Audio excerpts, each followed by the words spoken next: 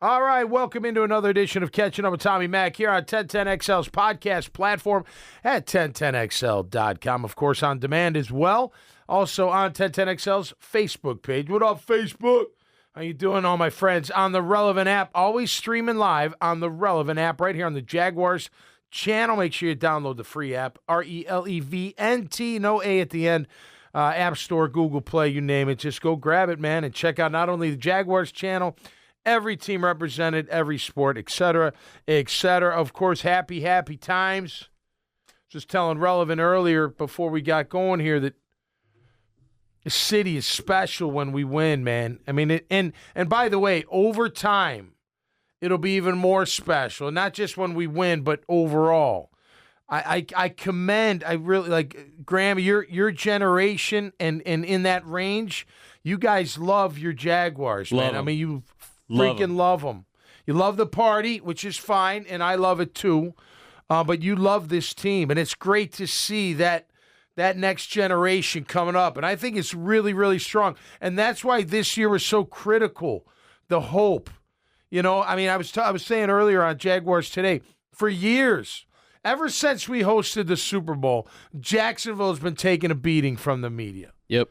You know, they're this, they're that, they're nothing. And then the losing. Of course, we had 2017, a couple mixed in, you know, I think 08, 07, what have you. 2017 was huge. But other than that, it's been terrible. And we've been, call us the laughing stock, call us, you know, just the one that everyone wants to take their shot on. Nobody wants to play there. They're moving. They're going, blah, blah, blah. But guess what? The fans in here in this, you know, this, call it the Truman Show, right? We got a dome. It's just Jacksonville, right? It's all us right underneath this big freaking dome. We were all like, yeah, up yours. You don't know what the hell you're talking about. We're going to be here. We're going to keep going. And your generation's a big part of that. And I think it's fantastic. Something that until I worked here and I hear like some of the older generation talk about, you know, what Jacksonville was like before the Jaguars and stuff like that. Yep. It was something I had never thought about, but my generation is the first one that doesn't know life without the Jaguars. No, right. Since I've been alive, the team has been here. Yeah. I don't know a Jacksonville with no Jaguars. Well, my point of saying all this is every single fan, you deserve this. You deserve to be, now you're not on top yet. We're climbing, all right? The Valley, we're about 3 base camps up. You know what I'm saying? We got more work to do. Got a big game this Saturday. We'll break it down in just a minute. But I'm so happy for you fans because you deserve it, man. You've been hanging in there, and it ain't been easy. It ain't been easy. I do want to offer a little public service announcement, if I may. A good friend of mine is a police officer. Last week, parties out in the street, which is great. Murray Hill had it, 5 points. Everyone excited, having a good time. Don't do anything bad. That's all I'm going to say. We don't need to be lighting anything on fire or flipping anything over or damaging. And I'm not saying that happened. But be careful what you're doing out there. Let's show the world how we celebrate. Party in the street till the cows come home. All I care. Just keep it clean as far as we can. You know what I'm saying? Just don't be an idiot. Yeah, don't be an idiot. Thank you, Graham. See, the younger generation coming through once again. I love it. I love it. All right, we're AFC South champs. We're hosting the Chargers. Chargers 10-7. You know, they were kind of up and down throughout the year. I told you last 5 games they're 4-1. Obviously, Denver taking it to them. I don't know. Were they in it? Not? I don't know. Who knows? It didn't look good. I feel like they're kind of limping in, and we're like strong. Like we're coming through, man. We feel good. We're confident. As they should. You know, when you look at these teams on paper, their stats, all the stats that I go through, they're pretty close. Points scored against, third down, they're a little bit better. On third down, we're way better on the run. They don't stop the run. We run the ball well.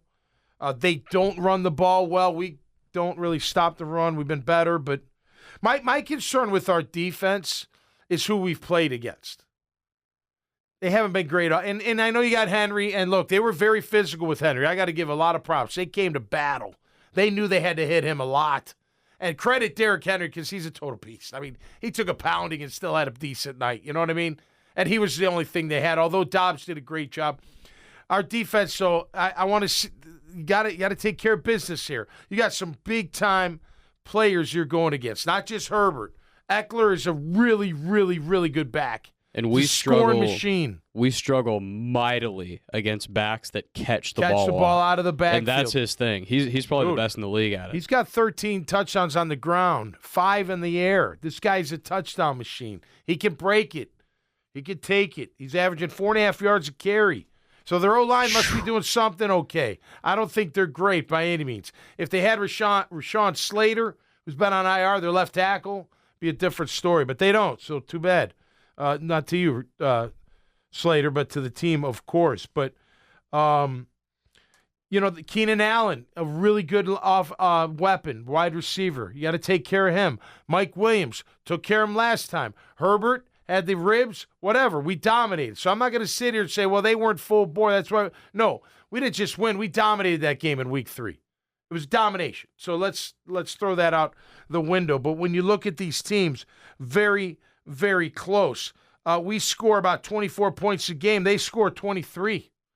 We give up almost 20 and a half. They're at 22 and a half. You know what I mean? And it's funny. People are calling like it's going to be a 34, 31, 38, 30, 30. I don't know if it will be.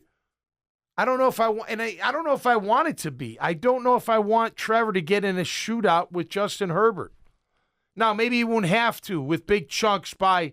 Look, I'll tell you that I've been saying it since he got here. Agnew's going to be huge Saturday night.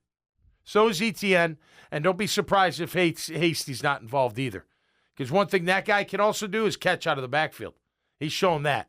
So we're going to see the three-headed those guys. I think you're going to see a lot of speed, a lot of moving around, try to confuse them, whacking them up the middle, getting those big chunks, letting Trevor pick them apart. Look, I think the Chargers are going to load the box and say, hey, Trev, we're going to make you beat us. Well, that's where you use the pass to open up the run, but you got to stay committed to that run. They give up 5.4 yards in a carry on average. Let me just throw this at you. I did a little research early this morning. Week 15 against the Titans, they won. They beat the Titans. Henry, 21 of 104, 5 yards a carry with the touchdown. That's to be expected. Week 16 against the Colts, winning 21-3. Zach Moss for the Colts, 12 for 65, 5.4 yards a carry. Week 17, they play the Rams. They beat the Rams. Cam Akers, 19 for 123, 6.5 yards a carry. Then week 18, Latavius Murray, 15 for 103, 6.9 yards. I mean, you catch my drift here? They give up big. I don't care. I always look at yards per carry because you could have 38 carries and get 100 yards, and you gave up 100 yards. Yeah, but it was like less than 3 yards a carry, so who cares? That's what happened with Derrick Henry. Yeah. 109 yards on 30 carries. It's right. Yeah, he was like 3.8. It was perfect. Yeah. We did our job against him. Also, I know you're talking about the opposite side of the ball, but we do have breaking news here on Catching Up with Tommy Mack. Let's do it. Mike Williams is a no-go. Oh, really? He is not playing. Did he travel? I think he did travel. They were going to travel. Maybe they didn't travel. But according to Adam Schefter, he will not play.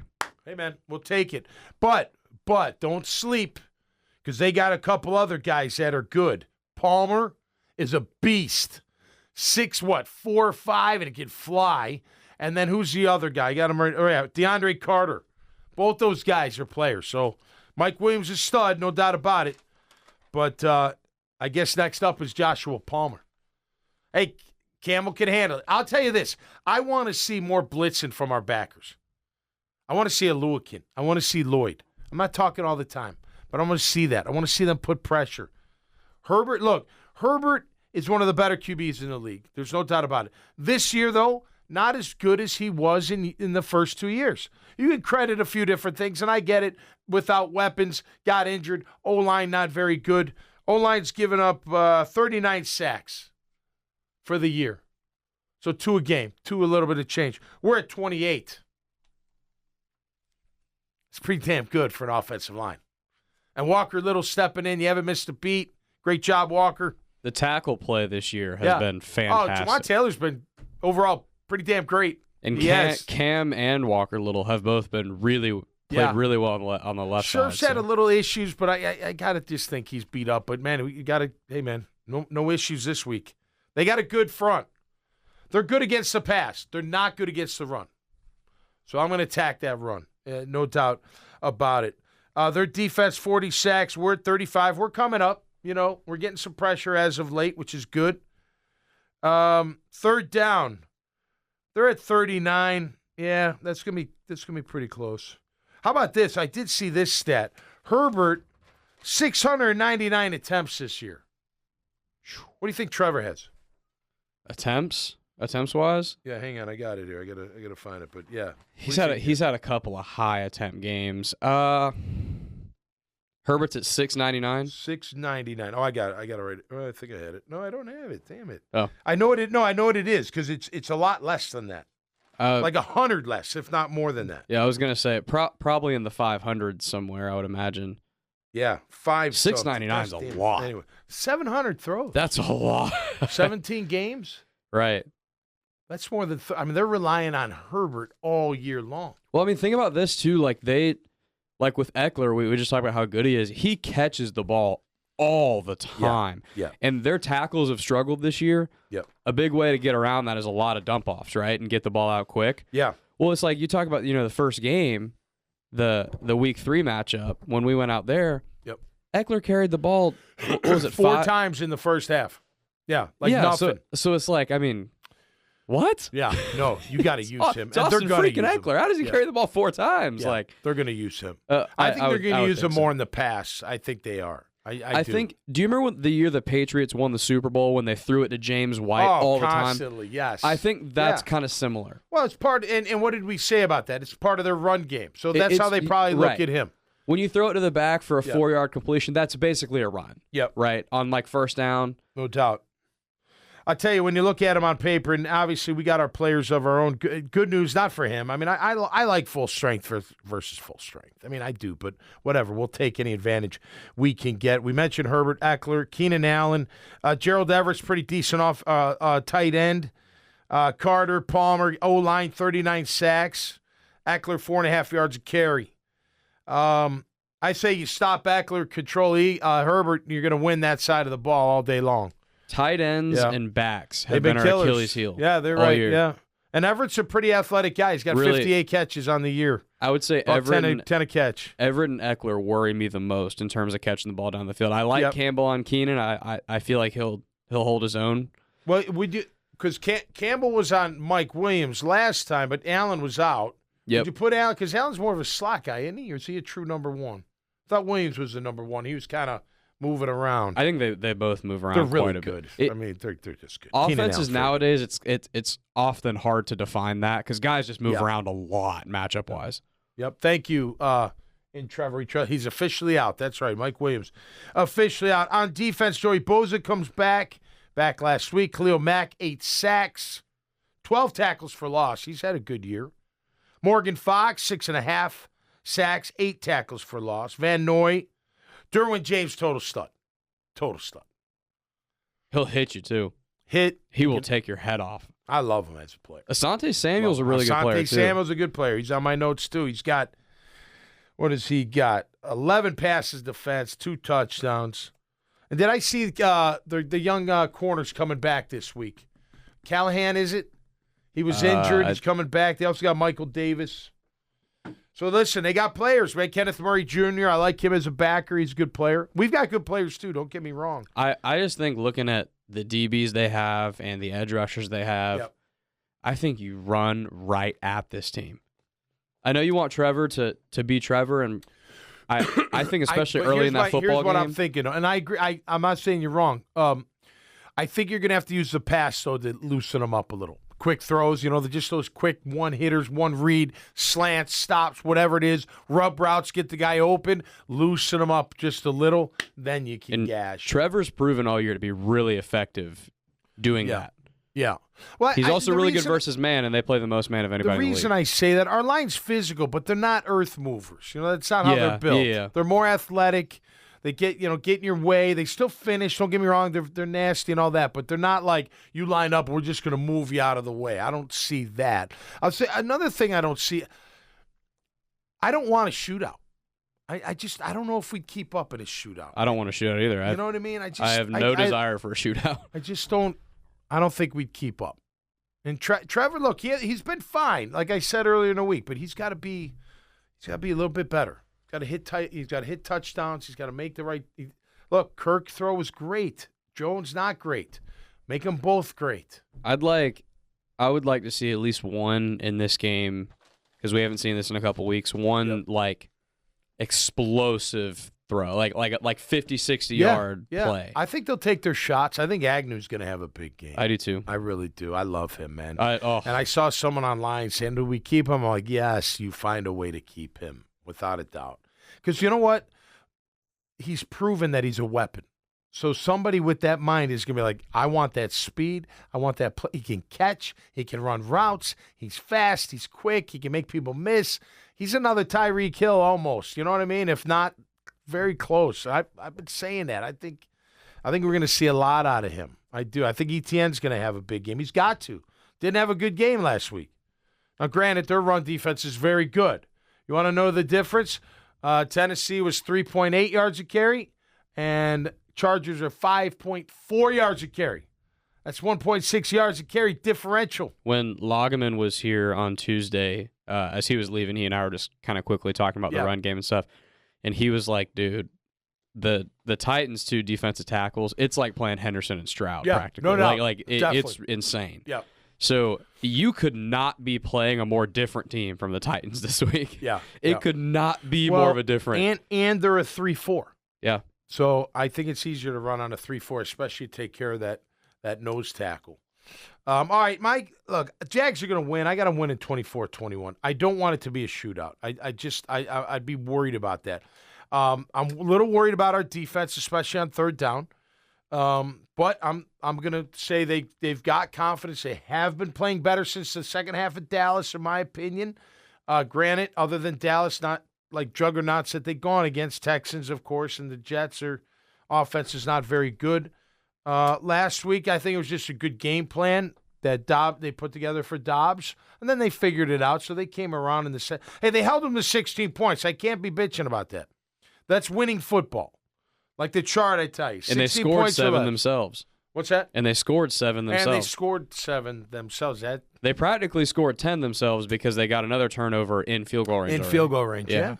So they, we got to have them step up big, control Eckler, don't let him get out of hand, and then get after Herbert. I think you handle that side.